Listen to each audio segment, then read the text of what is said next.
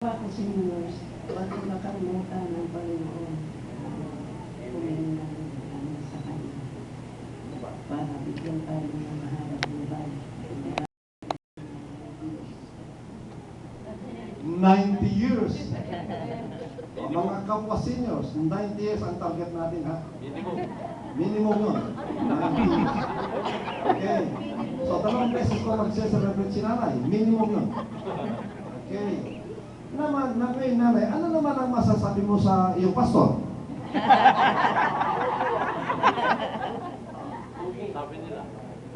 Hindi ko nasagot. Huwag kang mahiya, nanay. Sabi mo ito. Hindi dahil nakatayo ako rito yung medyo nangiyak. Sabi ng totoo. Ano po? Nabingi! Nabingi, ano ba? Ano masasabi mo sa akin? Yung iyong pastor. Ano masasabi mo? Anong masasabi niyo kay pastor? Oh, ano? Nagsasabi ko po sa inyo ay parang tunay mo na akong araw-araw na binibisita mo ako ngayon din ako sa ospital. Salamat po sa inyong dalawang makasama. At para kung lumakas lalo, hindi pag dalaw niyo sa ating mga nakasama. Ngayon, nanay, ano man masasabi mo kay Sister Teng?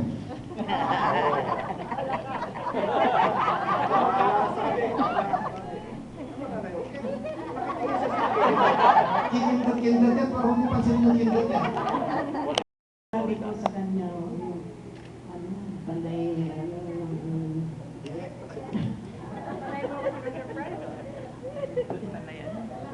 akala ko hindi niya magagawa yan. Akala ko, bibisitahin lang nila ako.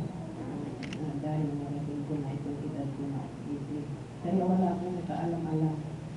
Pilit sila ng pilit na pupunta ako dito. Antayin daw ako ni Brother Ruben. At saka sa iyo nagpapalitrato. Ay, walitrato. Magandang litrato, sige. Hindi sila nagsinungaling na kasi nakita natin ng magandang litrato. Tapos, Ayaw ko na sumama, Pastor, dahil para kung kumain na ako. Marami sumama ka, at inaantay ka natin. Huwag tayo maglilitrato tayo. At nag-practice sila, sabi. Wala akong alam na ganito. oo, kaya pala Anak ko. nakapostura kayo. Bumisita lang sila sa ako. Okay, si Sister Teng yun. Eh, di Alvin naman. Ano masasabi niya? Sa kanila, paniliin. Panili. Ay, hindi ko naalala talaga na sinusurprise ako.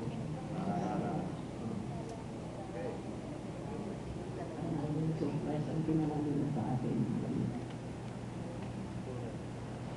Amen.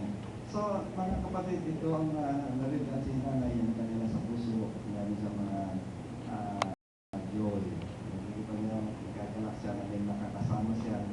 At yun po ang aking request sa mga nakabata, yung para po ako, na alagaan din natin mga seniors natin. Nakita niyo, ang laki ng tulong yung madalaw, matawagan, mangitian, ang karangalan ng tulong nito. Bigyan natin yung ating mga natin, hindi naman sila parents.